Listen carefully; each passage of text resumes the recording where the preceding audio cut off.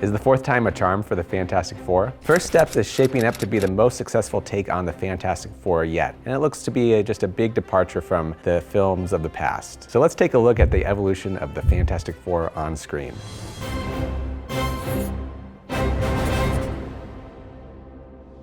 Back in the 80s and 90s, Marvel was selling off film and TV rights to whoever would take them. So, in 1993, this European company, Constantine Films, they had the rights to the Fantastic Four, but they were about to lose them. They decided, hey, let's get $1 million together, make a low-budget version of this. We'll get Roger Corman, who was the B-movie king. He's gonna produce it. The problem is nobody involved knew this was basically just a scheme to keep the rights. So everybody from the director to the cast to the crew thought they were making a real movie. What turned out was basically just a film with horrible costumes and set design. It looked campy, looked like a high school play, rather than a blockbuster movie. So the actors were heartbroken. The film never came out, but it did become the subject of a really great documentary called Doom.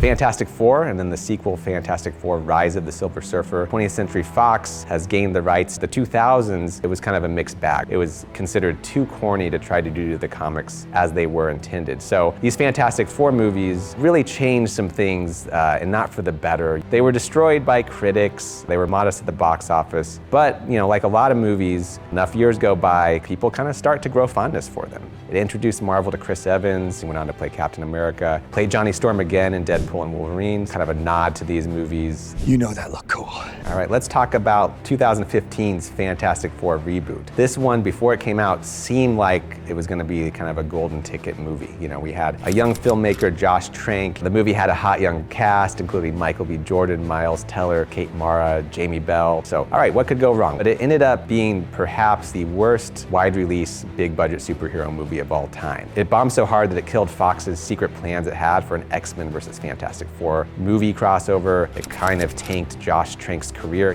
Are we safe?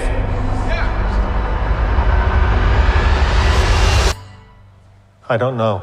So now, 10 years later, we come to Fantastic Four: First Steps. This is the movie that Kevin Feige hopes will be the first great Fantastic Four movie, and it's certainly the first one to get positive reviews, and rightfully so.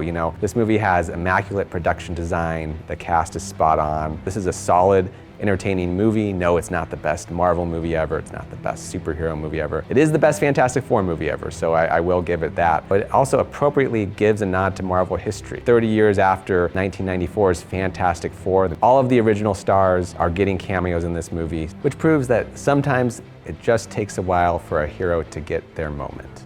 Please welcome the Fantastic Four.